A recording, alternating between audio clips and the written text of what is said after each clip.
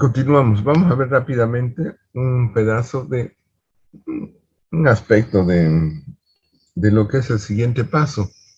Una vez ya se llevó a cabo la concentración gravimétrica, se llevó a cabo la flotación. Ojo, que no siempre se llevan a cabo ambos procesos en todos los metales.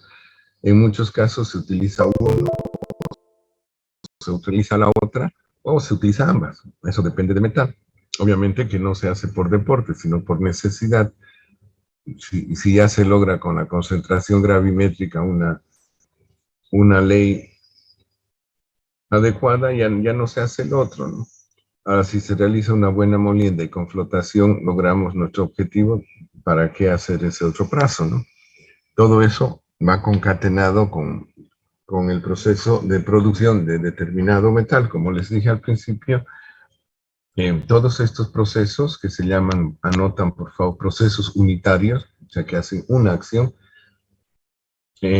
son como piezas de un mecano, de un Lego, ¿no? Que se van acoplando una a la otra. Ahora, pero incluso, si no me equivoco, en la anterior clase había preguntas, ¿no? ¿Qué pasa si después de la flotación? Ah, hemos visto también, ya me estoy equivocando porque siempre anoto al final las...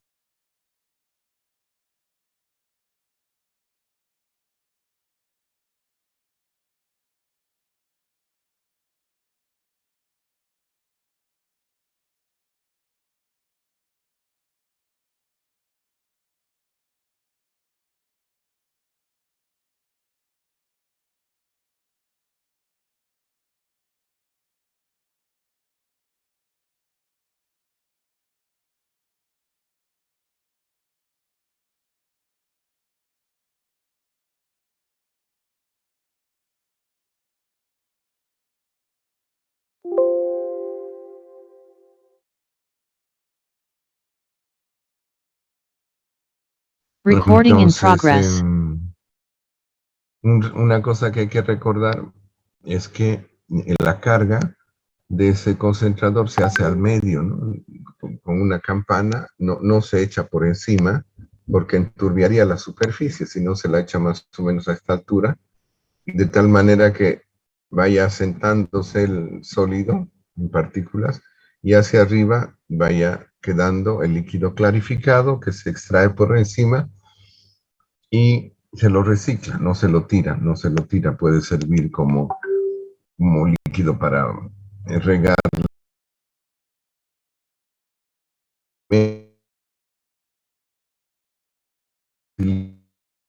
los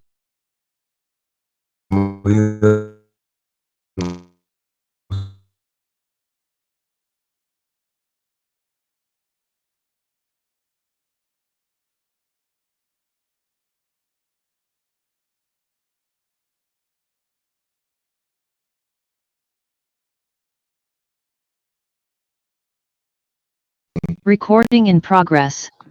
Se escucha bien, ingeniero. Lo escuchamos usted también. porque están cortando aquí al lado, están cortando el pasto aquí al lado, yo apenas me estoy escuchando, pero Zoom había tenido una cosa para reducir picos de sonido y le puse eso y parece que funciona. Y como es el vecino no puedo decir nada, contrató su gente y ni modo, ¿no? Hoy vamos a ver filtración, y vamos a ver granulado, que también se conoce como peletización, pero no me gusta usar eso porque es un anglicismo, ¿no? Pellets. Esto es anglicismo. Anglicismo quiere decir el préstamo de otra lengua, ¿no? Hay dos en sala de espera que entren. Hoy día estoy de buen humor. ¿Para qué me voy a enojar? Admitir todo. Si alguien es sacado, ya saben, avisar a alguien que esté en el grupo para que me avise porque rara vez veo el teléfono o incluso lo que aparece acá no lo veo porque me concentro. fabricación, granulado, pellets. Y luego vamos a ver, ojalá alcance el tiempo, si no, el lunes. No, mejor no lo anoto todavía. Hornos. Ya el siguiente paso es el trabajo en horno.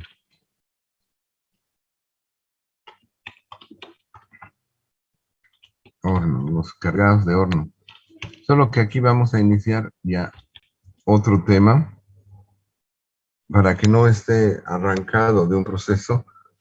Vamos a empezar a ver el proceso de alto horno y luego el proceso de fabricación a partir del producto del alto horno, que es hierro fundido, es un hierro con alta cantidad de carbono, y luego cómo se obtiene de ese hierro acero. Y la única diferencia es, como adelanto, la cantidad de carbón. El hierro fundido, o si no, hierro esponja, que se obtiene, bueno, antes que me distraiga voy a guardar acá, porque si no se me cierra y ya no está guardado. Ampliamos esto. Ya no sé cómo ampliar. A ver un segundo. Pantalla completa. Voy a dejar de compartir esto. Ahora sí. La única diferencia entre el hierro fundido, que no es muy apropiado para fabricación de equipos mecánicos, tal vez sirve para cuestiones masivas, ¿no? Para la carcasa de un torno, la carcasa de un afresador, o sea, lo que sostiene todo, ¿no? Y está sentado en el piso, que necesita tener una masa grande para tener inercia y aguantar los esfuerzos. No es muy buena para esfuerzos mecánicos.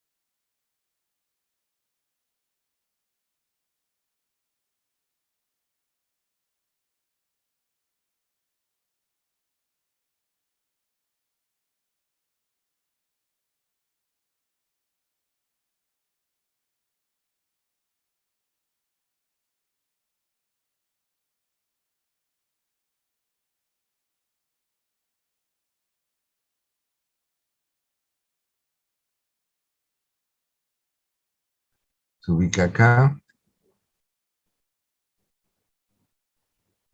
ya, medio se tranca ahí, otra viene. Claro que hay una fuerza que impulsa, lo vamos a hacer notar eso, hacia abajo.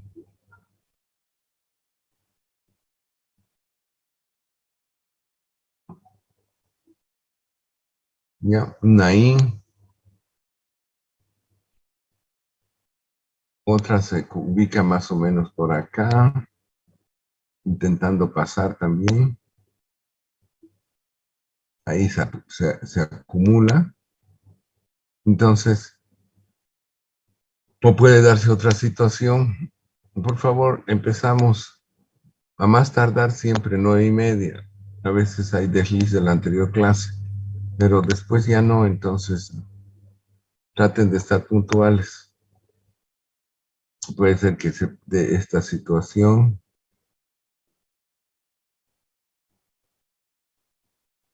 Esta otra se tranca acá. Como en la puerta de un micro, más o menos. Si no hay orden, que muchas veces falta el orden al subir al transporte público, y es a empujones, ¿no? Y se forma un tapón en la puerta, porque tres quieren entrar a la vez y y ninguno entra, ¿no? Cada uno lo tranca al otro. ¿Ya? A eso se llama fenómeno de filtración también, ¿ya? Entonces, ¿qué es lo que pasa? Como estos trancan la entrada, pero no son regulares, aquí están muy idealizados, como circulitos, ¿no? En realidad son formas eh, casi esféricas o pueden ser bastoncillos de diferentes formas. Tienen una forma geométrica no estándar, sino como pequeños terrones, ¿no? Pequeños terrones. Entonces, al darse esta cuestión, más o menos así, que llegan a trancar el hueco, entonces partículas más pequeñas, puede ser de este tamaño, esta partícula intenta pasar y se coloca ahí, ya no pasa, ¿no? Otra partícula pequeña,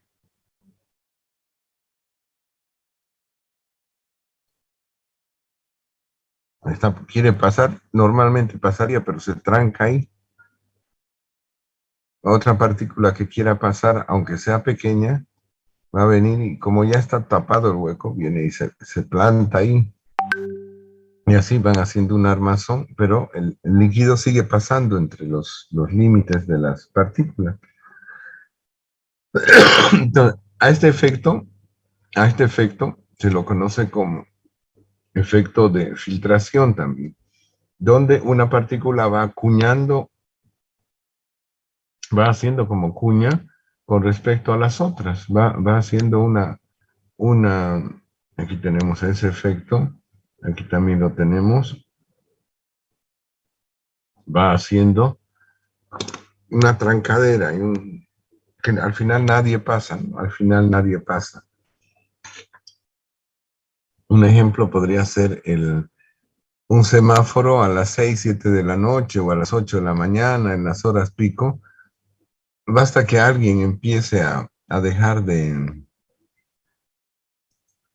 respetar el semáforo y quiera pasar en lo último del verde, ¿no? Cuando el verde ya está rojo, ¿no? Ya está pintón y se mete ahí y ya no, los otros cruzan, métese, nadie, ¿no? Porque todos están, hay gente que piensa que abre lata y le mete bocina más encima, otro medio se empujonea, peor todavía si hay un roce, hay un choque, se bajan a ver qué falló, qué les importa el resto, se ponen a discutir hasta que lleguen los de tránsito, pasa media hora y ya.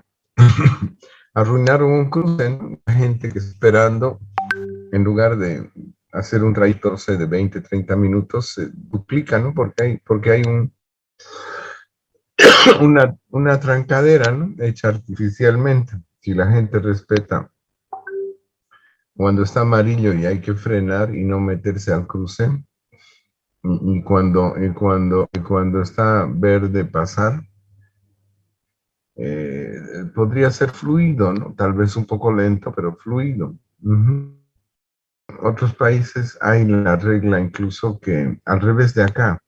Acá el que se mete a la rotonda sale, ¿no? O sea, se mete y si cambia la luz se queda ahí en medio, en el cruce del otro lado. En otros lados, prioridad tiene el que ya está dentro de la rotonda. O sea, si cambia de luz y hay dos vehículos en la rotonda, todos esperan a que ellos salgan, porque así libera la rotonda, ¿no? Otra situación es que en caso de fallo catastrófico de las luces, de los semáforos, existe la regla de que de cada una de las avenidas que llegan a la rotonda entra un solo vehículo, ¿ya? Entra uno, digamos que aquí tenemos dos avenidas, dos avenidas, dos avenidas. Entra un vehículo y se pone a circular. Si va a salir por acá, va por la orilla. Si no, se va al medio, circula y sale por acá o sale por acá. Pero solo uno. De este otro entra uno. Como hay uno solo ahí, se pone detrás y va circulando hasta donde le toque salir. ¿Ya? Y luego de este lado entra uno y va circulando. Y hace uno, uno, uno, uno, uno. No, no se meten todos. Esto lo pude apreciar después de un terremoto en México, no en México, en Estados Unidos, donde quedó paralizado el aeropuerto, quedó paralizada eso, pero la carretera seguía funcionando, lento, ¿verdad que lento? Pero ese circular así dentro, entrando a la rotonda de uno en uno, y se circulaba bastante rápido, unos 40 kilómetros, 50 en la rotonda, porque no se metían todos, ¿no? No hacían ese efecto filtro de que yo me meto y el otro se mete, y peor si aparece un camión ahí de esos largos, lo atraviesa y, y nadie pasa, ¿no? Ese es efecto filtro, ¿ya? Nadie pasa. En algunos lugares también la gente lo que hace es, si empieza a haber una dificultad, eh, incluso una persona que tendrá un poco más de tiempo ese rato pasa al cruce, lo parquea su auto y él empieza a organizar, luego funciona ese sistema y se va, ya funciona, ¿no? Después, imagínense, cuando hay un terremoto, los policías, los bomberos, están correteando para ir a los lugares donde han caído edificios, hay víctimas, entonces tratar de salvar, ¿no? Y no sería bueno estar controlando el filtro que hay en cada rotonda, ¿no? La gente asume con tranquilidad su responsabilidad, contento de que no le haya caído un edificio encima o un puente, y, y con calma, ¿no? No empujones, no empujones. Ahora no piensen que del otro lado hay gente en nuestro medio que dice, no, es que es otra cultura, es otra educación. Es cierto, tienen otra formación, un poco más, menos tolerante, o sea, más estricta, eso es cierto, pero del otro lado funciona un sistema que aquí hay gente que no lo hace, que dice que es impositivo, a la fuerza, que es el sistema ¿cómo se dice esto? De conductista, ¿no? Conductista, donde se premia un buen comportamiento y se castiga un comportamiento, digamos, asocial, que son las multas. Alguien se para en la raya en las rayas de la cebra, son 100 euros, 100 euritos, que les pesa menos que a nosotros porque tienen mejores sueldos. Se pasa en rojo, 100, 200 euritos, le sacan foto, le mandan a su casa, le dan un plazo para pagar y si no con interés y se lo cobran, ¿no? No hay autos chutos, no hay autos con placas duplicadas, entonces no pueden evadir. Tercero, después de unos 200 o 300 euros de contribución voluntaria, la gente la piensa, ¿no? Antes de cruzarse un semáforo, pararse sobre la cebra, no respetar a un peatón, incluso países cercanos, en Uruguay, en Chile, yo lo he visto. En Uruguay me pasó una cosa chistosa un poco, quedé como tercermundista ahí porque me fui a caminar un momento que teníamos libre del trabajo y cerca al mar. Como buen boliviano, le gusta a uno ir a ver el mar. Y había una tarde libre, así que fui, pero hoy fui a decidir a pie, era unas 10 cuadras. Y en un lugar medio me perdí, estaba con el GPS del teléfono. Llegando a la esquina no sabía si ir para allá o para acá, si se dividía. Entonces, para ver en el mapa, ¿no? Y cuando me di cuenta, habían como 5 autos ahí parados en la esquina. Y yo en la esquina, ¿no? Y me decían, pase, ¿no? Yo no quería ir hacia atrás, quería ir hacia allá. Le digo, no, pase, no, me dice, usted pase. Y lo que tuve que hacer es retroceder unos 10 pasos de la esquina, donde se vea que no estoy en la esquina, y recién pasaron, porque un peatón se respeta, basta que esté parado ahí, no tiene que mostrar que está queriendo pasar. Y los autos vienen y se paran, no hay luz, no hay nada, pues vienen y se paran, y le dicen, por favor, pasen. Ahora, si no hacen eso y lo pilla uno de tránsito, que no se dio el paso a un peatón que estaba en la esquina, aunque sea haciendo burbujas o mirando su teléfono como yo, le cae también una multa, ¿no? Pero también genera una cuestión de cortesía, ¿no? El que está en auto acelera y en un minuto avanza 1 kilómetro, ¿no? A 60 por hora. El que está a pie a morir a paso forzado camina 5 kilómetros por hora, ¿no? A paso lento son 2, 3. Entonces, no hay comparación, ¿no?, entre un vehículo motorizado y una persona. Una frenada y dejar pasar es lo más correcto, ¿no? Aquí no hay que intentarlo mucho, porque si uno frena para dejar pasar a un peatón, el de atrás se le encaja, ¿no? No funciona. Bien, yo creo que es un fenómeno donde se permite pasar por perforaciones y también se aprovecha en muchos casos ese efecto filtro, que las mismas partículas se trancan y no permiten pasar al resto, no permiten pasar al resto, incluso con dimensiones pequeñas, que en teoría no deberían ser retenidas, ¿no? Está claro. Para la filtración se calcula, se debe tener una idea del material a filtrar, y esa idea se obtiene de manera estandarizada, o sea, normalizada a través de unos juegos de tamices o sedazos. Anoten, por favor, juegos de tamices o sedazos, que pueden estar, cuya medida de perforación está expresada o en milímetros en los más modernos, pero la mayoría viene en mallas. Malla tanto, malla tanto, malla tanto, y no es la malla de ir a la piscina, ¿no?, sino significa el entramado, esa malla, ¿no? Y como fueron los ingleses, los norteamericanos, los que empezaron con esto, eso sí viene en huecos por pulgada. O sea, ¿cuántos huequitos hay en una pulgada? ¿Ya? Así se expresa. Y en realidad no miden toda la pulgada, sino si yo tengo el enmallado, es cuántos de estos huequitos, a ver, lo vamos a dibujar para que lo entiendan. ¿Cuántos huequitos? Esto lo borramos. A ver, vamos a dibujar un hueco. Si yo tengo los huecos, esta sería la malla. Ya no confío en mi pulso. No tengo pulso directamente. Lo vamos a hacer con rayas. No me conviene. Tiene que ser un trazo grueso. ¿Ya? Suponiendo que esta es la malla, porque en comparación del hueco puede ser grande, se agarran una lupa y miran una malla milimétrica de mosquito que hay en todas las casas, van a ver que es bastante grueso el hilo con respecto a la perforación, ¿no? Entonces tenemos ahí nada. De nuevo. ¿Por qué no sale? Y está en grueso. Ahí,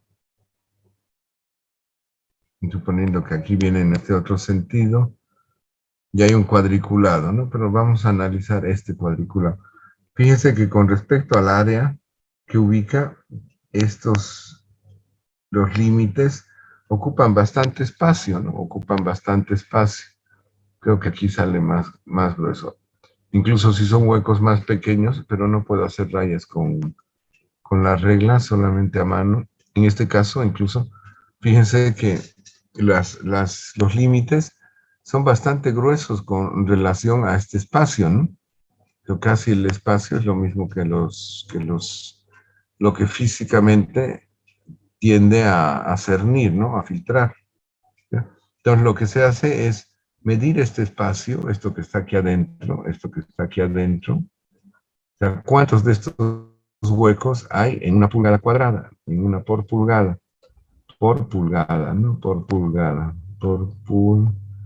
Qué chistoso, parece para hacer grafiti. Vamos a usar uno más angosto.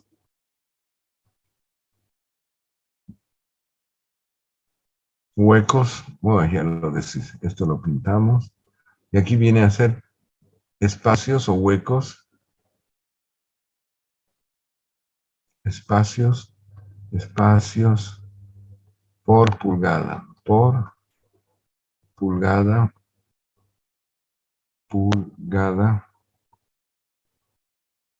cuadrada, por pulgada cuadrada. elevada, o sea, por cada pulgada cuántos huecos hay, ¿no?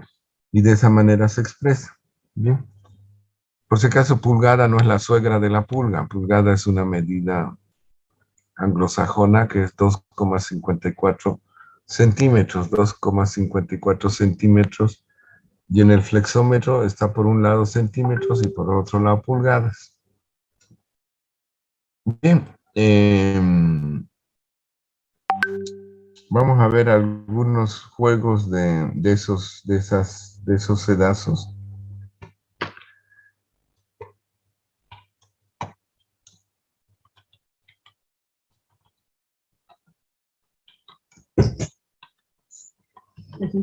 Ujú. ¿Qué pasó? No, nada, Sofía. Ujú. Luis, pero como de 50 y tantos, hay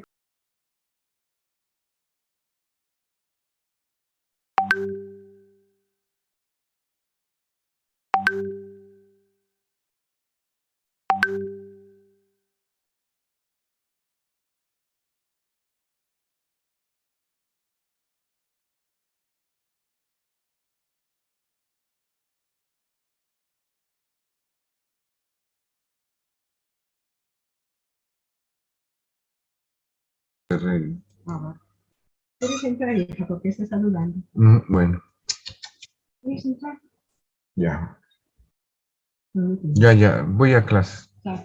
Bien, resulta que a Jalado hicieron un examen y a la siguiente semana vamos a hacer uno de prueba, un ensayo, y luego vamos a hacer el examen. Yo les dije principios pero todavía voy a fijar, o sea que no, pero vayan repasando un ensayo y cosas sencillas, pregunta en el ensayo, ¿no? Cosas de conocimiento general.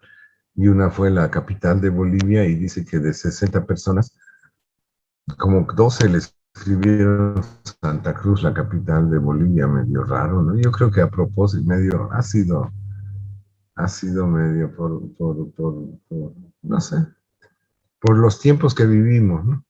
Y dice que unos cuantos, 5, pusieron Sucre. Pero es cierto, ¿no? La capital de Bolivia es Sucre. La sede de gobierno es La Paz, ¿no? Entonces, confusa la cosa, ¿no? Bueno, nosotros también haremos un ensayo antes del examen. Por si acaso, la capital de Bolivia es Sucre y la sede de gobierno es La Paz, ¿ya? Y saben de cómo quedó eso, ¿no? Es que el parlamento en Bolivia antes hubo una guerra civil, funcionaba en La Paz, a veces en Sucre y a veces en Cochabamba. Entonces los paseños ya vieron que valía la pena, ¿no? Tener la capital. Y además el peso económico, o sea, el flujo económico se fue a La Paz. Con el estaño, con la plata era Sucre, indiscutiblemente, pero se producía más estaño y más cerca hacia La Paz, todo a La Paz, ¿no? Y resulta que un buen día hubo peleas, ¿no? Entre los más poderosos de La Paz y los más poderosos de Sucre. Pero Sucre, para tener el poder, como en, ¿no? El que está en el poder tiene más influencia porque todo el mundo está alrededor, ¿no? Y además tiene los recursos del Estado. Entonces, lo más probable es que hubiera ganado, pero lo que hicieron los paseños fue prometer a los, ¿cómo se dice ahora? Originarios de la zona, o sea, los nativos, todas las ventajas posibles, autodeterminación, gobierno propio, etcétera, etcétera, etcétera, un montón de ventajas. Y los apoyaron masivamente, armaron a los nativos y los lanzaron contra Sucre.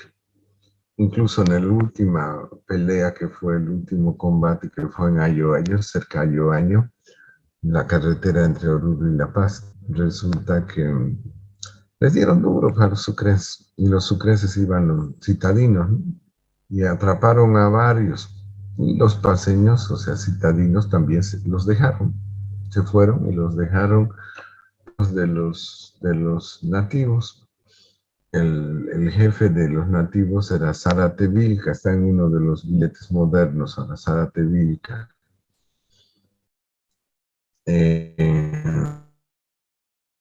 supuesto, los mataron y, según cuentan, se los comieron incluso.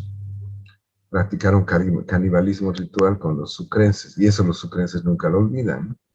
Entonces, y otra, La Paz, para tener más apoyo de los otros departamentos, se declaró federalista. En realidad, la guerra civil se la llama también la guerra federalista. Solo que La Paz, en el momento en que ganaron, se olvidaron de federalismo y incluso se volvió tabú decir federalismo. Aquel que decía federalismo, inmediatamente subversivo y perseguido, ¿no?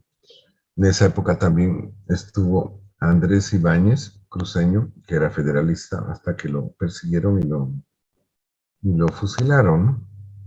Pero también fue traicionado. Andrés Ibáñez estaba por aquí cuando vinieron a capturarlo, pero el otro escapó hacia Brasil.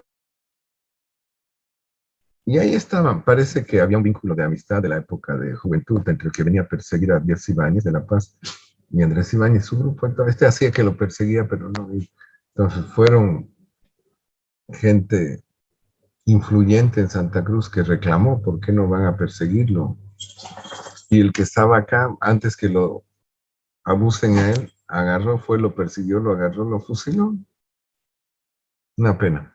Hay que leer historia a veces, no solo de la tecnología, sino, debería ser no política, sino polisucia, ¿no? Yo no me meto mucho en política porque digo que palear, si uno trabaja con porquería, con puchi, acaba pringado, ¿no? Entonces, mejor tener una distancia prudente. Bien, todo por la capital de Sucre. Continuamos con nuestras mallas y nuestros huequitos en la materia. Por eso también me metí a ingeniería. Yo quería sociología, era una de mis, o antropología, pero solo La Paz había. O quería, pero eso no había en Bolivia en esa época, recién lo crearon en los 70, o más tarde, no, 80, creo. Arqueología. Pero cuando me fui fuera hubo la opción de cambiar, pero después dije, no problema. Una cosa técnica, uno discute de presión, volumen, temperatura, medidas, velocidades. Y no. Bien, continuamos. Teníamos que ver unos tamices. Esta parte de jugar con las medidas para filtración y esas cosas, en parte de medición se llama, anotan por favor, granulometría. Es una técnica especial, incluso hay gente muy especializada de granulometría. Vamos a hacer un pequeño intervalo, por favor, de 5 minutos. Tengo que salir, ha llegado un técnico, el jardinero que estuvo ayer trabajando y tengo que pagarle 5 minutos de receso, por favor, tomar un vaso de agua y volvemos en 5 minutos. Si Listo, quieren, ingeniero. pueden salir y entrar. 5 minutos, ¿ya? Que me dejen en paz de una vez. 5 minutinos. Listo, ingeniero.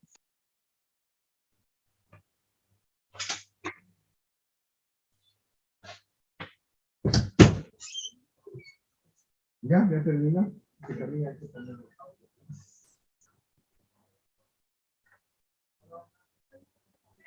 Buen día, compañero. Yo la anterior clase no pude asistir. Más o menos qué avanzar, ¿no saben?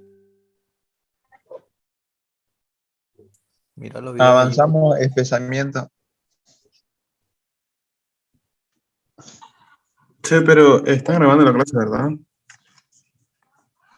Sí, pero es parte también de la clase, así que no creo que haya ningún problema, ¿no?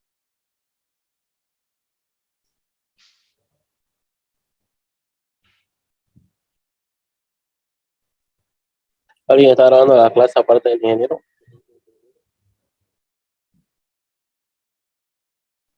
Un compañero creo que lo está grabando en, no sé cómo su canal, Fidel o algo. Disculpe, compañero, alguien por si acaso no tiene las palabras que está dictando el ingeniero. Ahorita es que quiero ver si me faltan algunas. Igualmente yo quiero también los conceptos de que ha mandado a escribir el ingeniero. Me faltan Por algunas también. 3, si alguien lo tiene, por favor, pásenlo al grupo.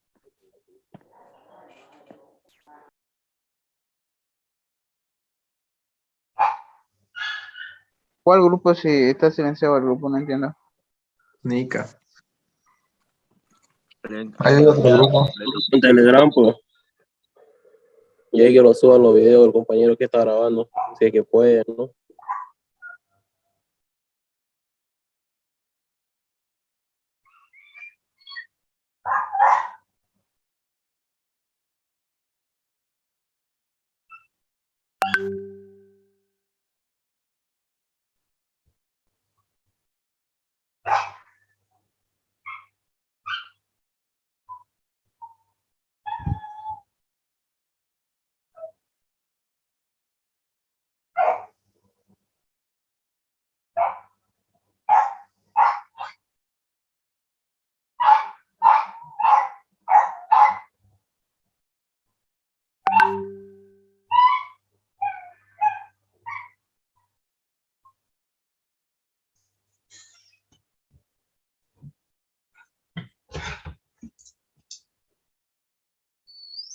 Los compañeros que no entraron pueden entrar. El ingeniero dijo que no podemos salir.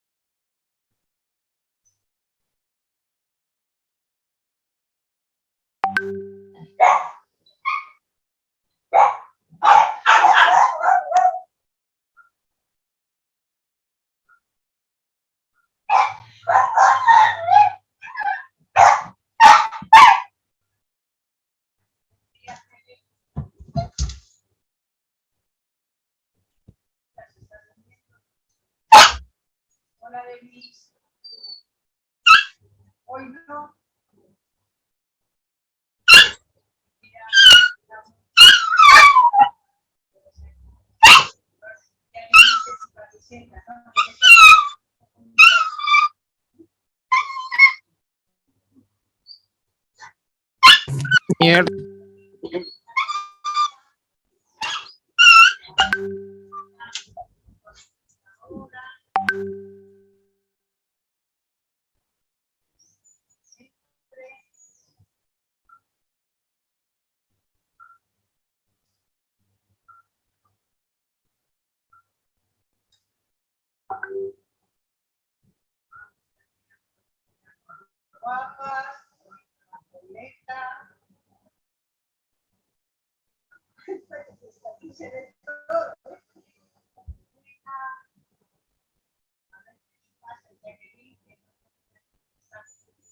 Una cosa, entonces no hay grupo de Telegram acá, ¿no?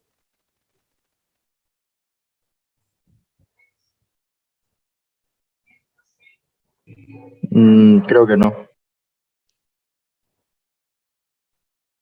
No, compañero.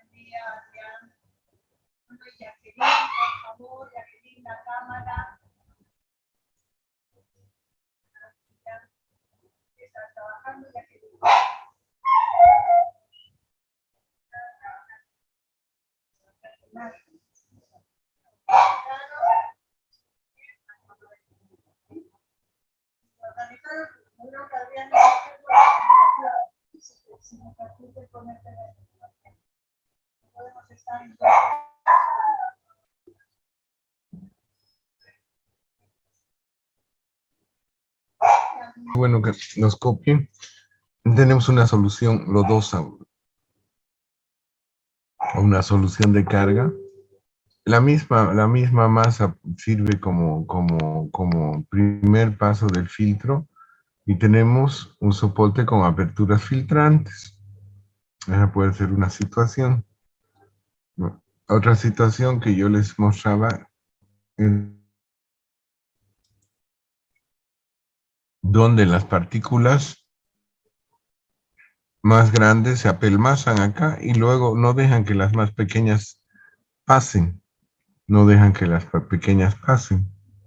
¿Ya?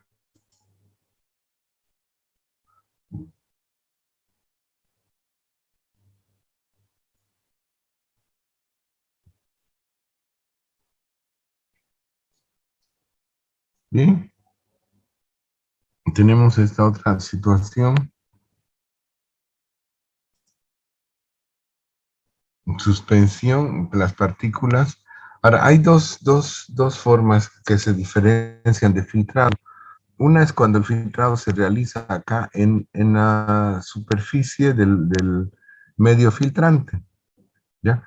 Otra es cuando incluso las partículas entran dentro del medio filtrante y se entrancan en algún lugar dentro del camino.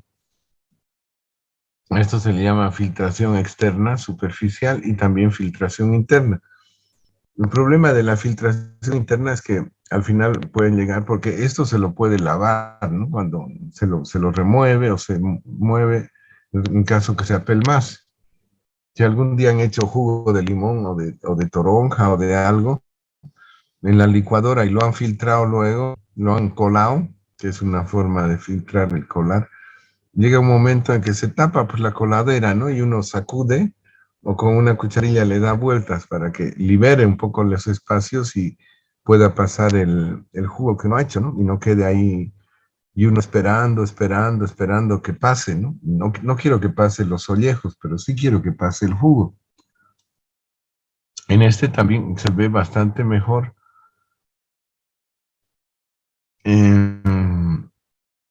Que estas partículas gruesas forman una capa protectora.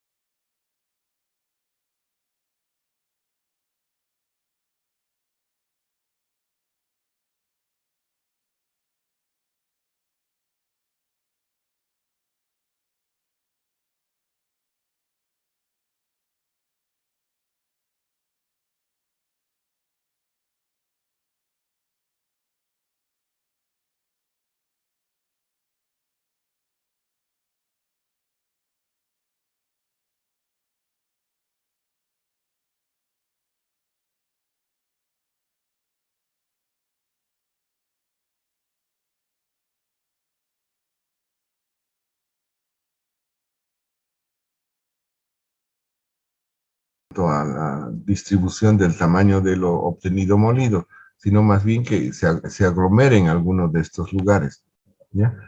Es imposible que no haya un poquito más grande y un poco más pequeño, ¿no? Pues son cosas físicas. Pero si una molienda es más efectiva, debería tener un pico pronunciado, o sea, una gran cantidad, por ejemplo, en este, ¿no? O en este, ¿no? Que no sea repartido todo igual. Dejamos de compartir un rato. Un segundo.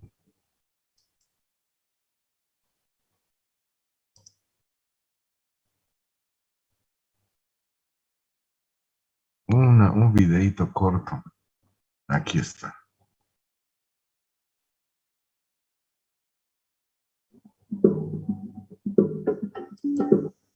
Mm,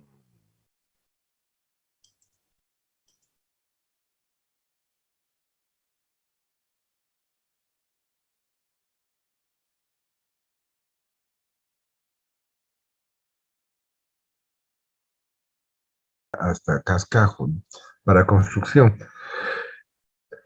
En el caso de minerales igual, siempre se retira la capa fértil y debajo es donde se cava o se saca de la mina, ¿no? Entonces el mineral que se tiene, que ya fue triturado, molido, se lo enjuaga, pero ya cuando pasó trituración, molienda, normalmente ese paso se puede obviar porque va a quitar una cantidad de material pulgurento que ya está en forma de polvo y puede ser arrastrado en el lavado. Ahí no habría necesidad de lavado, ¿no? Bien.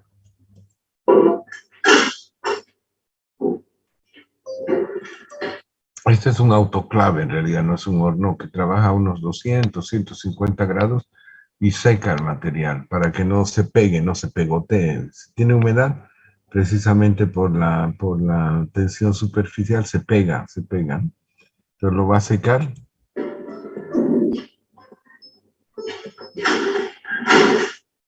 Se va a secar a una temperatura de 110 grados centígrados. 110.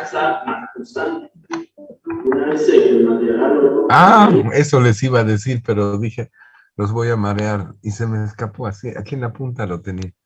Cuando se hace una muestra, por ejemplo, se cuartea, o sea, se divide en cuatro, se las mezcla, se divide en cuatro y después se agarra una. Si, por ejemplo, me traen una bolsa de muestra y no la voy a usar la bolsa entera, la divido en cuatro, la mezclo, la divido en cuatro, la divido en mezcla, ya eso se llama cuarteado, ¿ya? Y al final agarro un poco de cada una, ¿no? El cuarteo consiste en cocinar material de forma circular y dividirlo en cuatro partes, tomando así los extremos para garantizar que la muestra sea representativa. Después de esto, realizamos el trazado. El siguiente paso es escoger el número de tamices, dependiendo de la norma, en este caso, por 1000 días, 203. Entonces, vamos a empezar el material. La cantidad de material depende del tamaño máximo nominal del agregado. Una vez pesado el material, lo depositamos. Y hay que pesar el recipiente y restarle al peso que sacó, ¿no? O si no, primero pesar esto, poner en cero y recién pesar el material.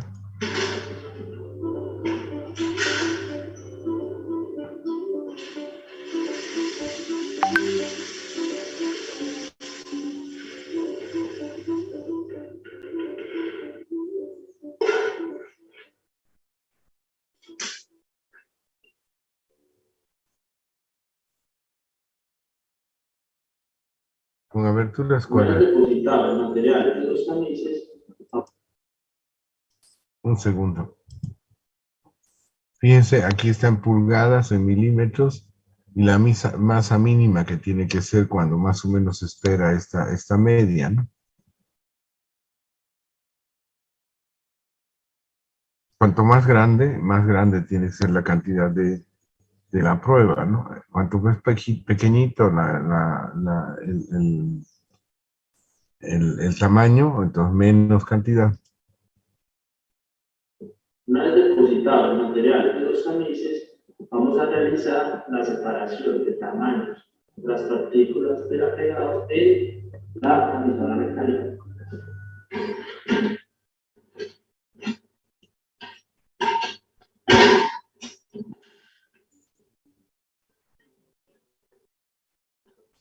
Digan ahora que metalurgia no se parece a cocina, ¿no?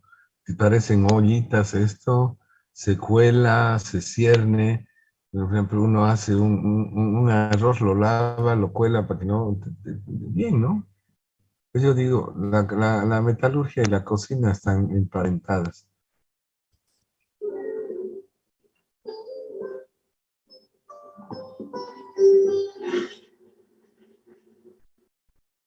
Ya terminado el proceso organizado, debemos obtener la distribución de partículas en cada uno de los anillos. Es necesario pesar dicho contenido de cada anillo para así obtener el cálculo de la curva granulométrica de máximo.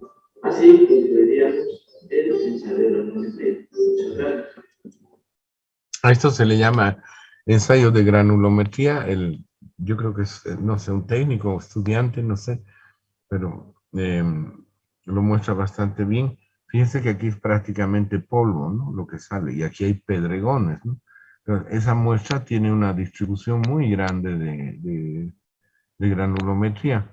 Esta muestra, por ejemplo, habría que molerla para obtener este tipo o este tipo, una cosa que sea más o menos pulburenta, para poder someter ya sea a la concentración gravimétrica, a la flotación y luego al trabajo en horno, ¿no?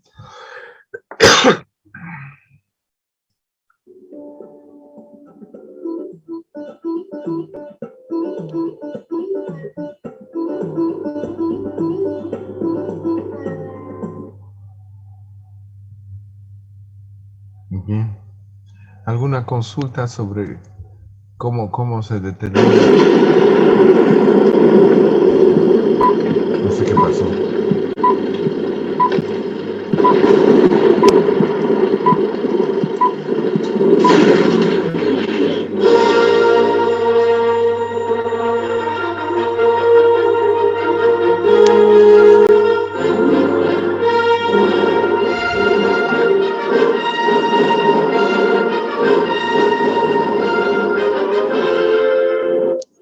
Es más menos 5 grados por 24 horas, aproximadamente 5 grados por 24 horas aproximadamente. Pasado el tiempo aproximado, se retira la muestra del horno, se pesa para obtener el contenido de finos y pasamos a realizar el ensayo con los anillos correspondientes. Ya que le pusieron buena música de la Guerra de las Galaxias, creo. Vamos a ver ciertos puntos, no todo, porque va a ser lo mismo. Fíjense que las privadas le ponen uno como si fuera cine. Aquí está haciendo el cuarteo famoso. Aproximadamente 500 gramos es colocada en una tara ya pesada. Esta muestra... O sea, lo que se hace es mezclar bien, dividir en 4 y tomar esta y esta.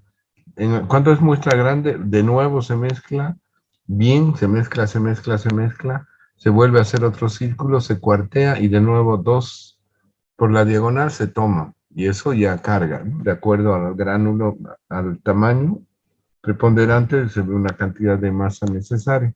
Se pesa y es colocada al horno a una temperatura de 110 más menos 5 grados por 24 horas aproximadamente para secarla. Luego del secado de la muestra y una vez pesada, se le agrega agua en la tara y es colocada en el tamiz número 200. Se debe lavar la muestra manipulándola ligeramente a mano hasta que el agua que pasa por el tamiz sea clara. Finalizado el lavado, se debe colocar la muestra al horno a una temperatura de 110 más menos 5 grados por 24 horas. Granulometría. Tallo con los tamices correspondientes. Granulometría. Se denomina clasificación granulométrica o granulometría a la medición y gradación que se lleva a cabo de los granos tanto de su origen como de cada uno de los tamaños previstos. Envase adecuado para el manejo y secado de la muestra para limpiar la malla de devolucionamiento. Necesitamos 2 cepillos y una muestra para limpiar las mallas de devolucionamiento. Camisas de malla cuadrada. Moviendo de un lado a otro de perder peso. Cuando no hay el Manualmente, aparato moviendo de un lado- para la vibración esa, ya ven cómo se hace, ¿no? Manualmente, pero no es tan efectivo como el aparatito, ¿no? Ingeniero, ¿cómo se llama eso? El aparatito, Lo que estamos viendo. esto se llama un juego de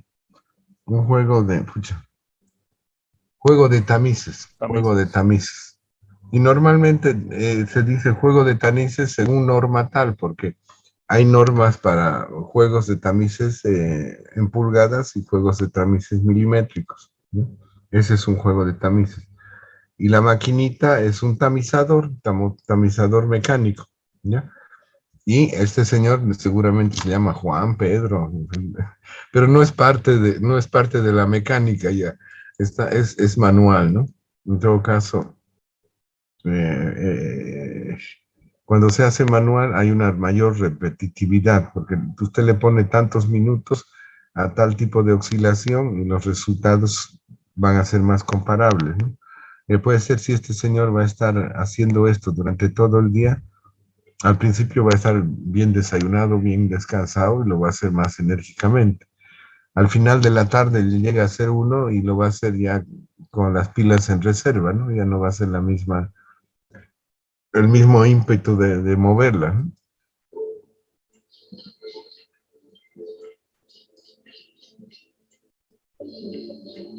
Disculpe, ingeniero, ahí decía que teníamos que poner la temperatura de 110 a 5 grados, más o menos 5 grados. en cada tamiz y procedemos a pesarlo. ¿Qué No pasa sin si antes lo ponemos observar a mayor que no haya temperatura o menor partículas temperatura? ligeras Perdón. en el tamiz.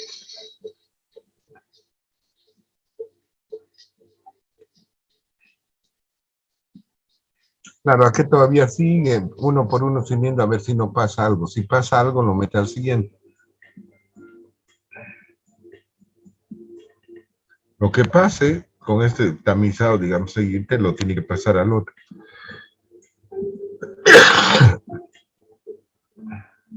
Y se va pesando para ver qué fracción queda en cada tamiz.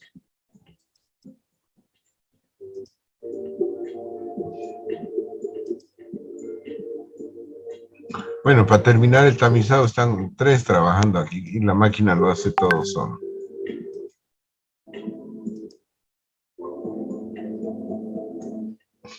La limpieza en los últimos para que caiga todo, porque algunos granitos van a quedar encajados.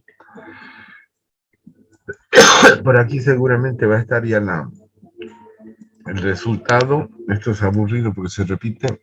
Debería estar agrupado como en el anterior, cuánto quedó en cada.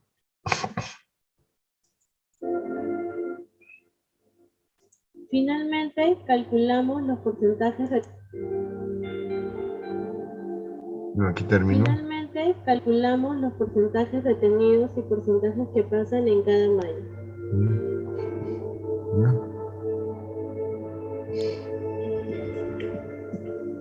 Bien.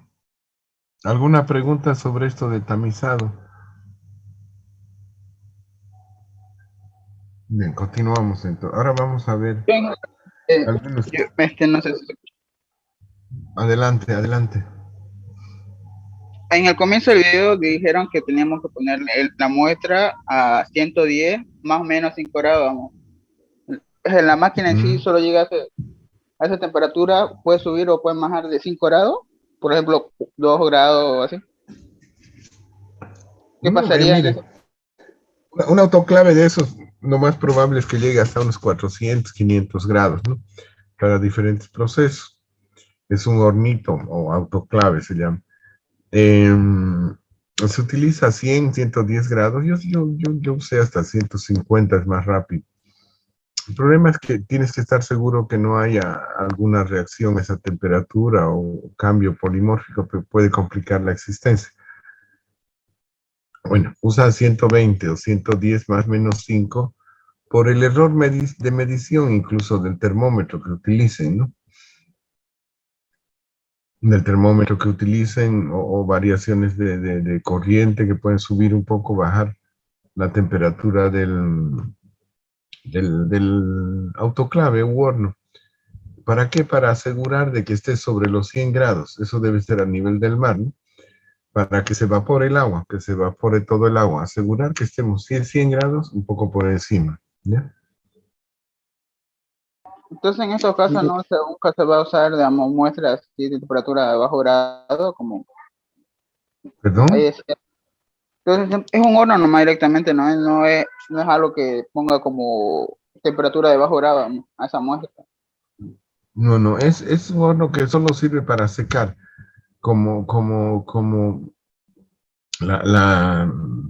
fíjense que el producto normalmente viene de flotación, viene de concentración gravimétrica o incluso después de ¿cómo se llama? De un espesamiento y un filtrado, viene con agua. Entonces tiene un peso de líquido, ¿ya? Primero que tiene una buena porción de agua y esa agua pesa, ¿no? Entonces va a alterar el peso de lo que voy a tamizar, primera cosa. Segunda cosa, esa humedad va a fomentar de que las partículas, sobre todo las más pequeñas, se adhieran a las mallas, no se peguen y queden por ahí. No van a pasar suavemente, ¿me entiende? Entonces se hace un secado para que en ausencia de humedad, la carga esa de mineral vaya pasando y se ubique en el tamiz donde ya no puede pasar, pero no porque se haya adherido, adherencia, ¿no? Se pega y ya no pasa.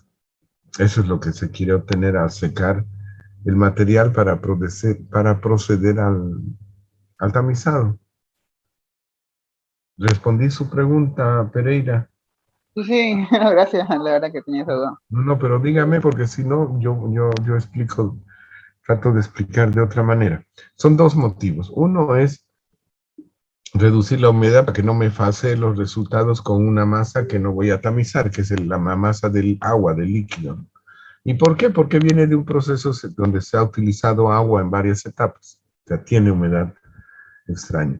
Dos, para evitar la adherencia, el líquido fomenta que partículas pequeñas se peguen, ¿no?, en las paredes de los sedazos, en los hilos de los sedazos. ¿Bien? Continuamos entonces. Una cosa, si no lo muestra, ingeniero, va a disculpar. Ese horno No, en diga, sí, diga. ¿Perdón? ese horno que es directamente para secado, ¿tiene nombre o directamente le ponemos como horno? No, autoclave, normalmente yo creo que más que horno es autoclave, ¿no? Un autoclave de secado. Autoclave de secado o horno de secado. ¿Qué significa eso? Que no es para muy altas temperaturas, ¿no? O sea, no se prevé que haya reacciones. Bueno, puede haber reacciones de tipo orgánico en esos tipos, o usan de ese tipo de hornos para procesar alimentos también, ¿no? Le llama horno de secado o autoclave de secado, punto. Gracias. Incluso si tiene un buen control con un horno eléctrico que sirve también para hacer pruebas metalúrgicas, para trabajar, digamos, en forjado o en otro, pero tiene un buen de control de temperatura y una prueba pequeña, puedes utilizar el horno que sirve para calentar metal hasta 1000 grados, pero le pone, ahora que hay controles muy finos en la cuestión de temperatura, le pone pues 120 grados y listo, ¿no? O 110, y hace el secado en un horno corriente, si no hay otro, ¿no? En el momento en que no hay el equipo, bueno, es maravilloso allá donde usted va y en el laboratorio tiene este horno, incluso la duda, usaré este o el otro, pero en condiciones de barricada se utiliza lo que hay a mano, ¿no? Lo que hay a mano. Entonces, puede utilizar un horno, si tiene el control de la temperatura, mejor si es digital. No le pone 110, 120 y puede secar ahí, ¿no? Bien, continuamos. La idea de la ingeniería es aplicar el ingenio, nunca se olviden. Pero un ingenio saludable, no pasarse también de ingeniosos y querer hacer milagros, ¿no? Pero muchas veces, precisamente el hecho de no contar con todo hace que se trabaje más con la cabeza, ¿no? Para solucionar los problemas. Bien, entonces ya vimos secado, filtrado. Ahora vamos a ver los equipos que nos sirven para... Fíjense que también esto es parte mecánica, ¿no? En algún lugar se tiene que fabricar esas mallas, que es algo parecido a fabricar que aquí fabrican por montón.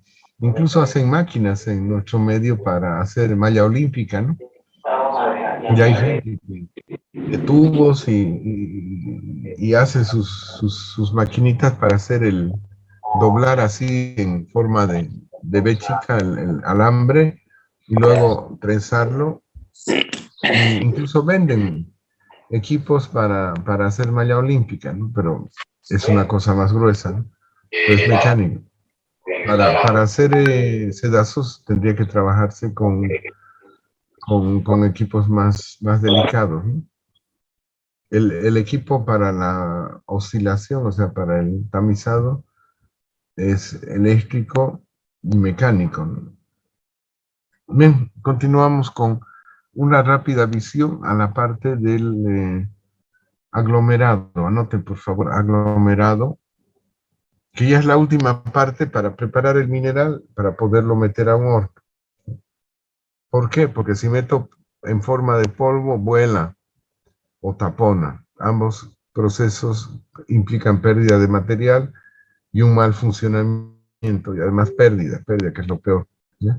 Entonces, fíjense, todo el trabajo, arrancar la roca, fragmentarla, triturarla, molerla, flotarla, concentrarla, espesarla, filtrarla, y ahora, cuando ya no tenemos más diversión para reducir el tamaño y todo, ahora la vamos a hacer pequeñas albóndigas, ¿no? Así, bolitas, bolitas, bolitas que estén pegadas y para poderlas meter al horno. Vamos a ver algunos equipos para hacer esto. Anotan, por favor, proceso de aglomeración del mineral que se presenta en forma pulgurenta, en forma de polvo, ¿no?